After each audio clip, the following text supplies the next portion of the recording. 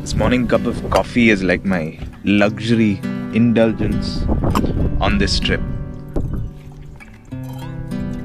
When you're out camping, there's very little that's luxurious about it. I mean, obviously having a warm bed, having good thermals, all of that really helps with it. But you want that little something.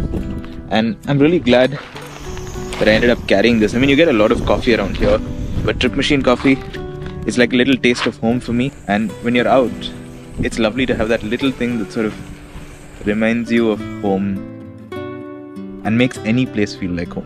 And just that morning routine is a little element of my day. It's just nice to have it. And no matter what kind of rush I'm in, I make sure I do that, and then I start my day.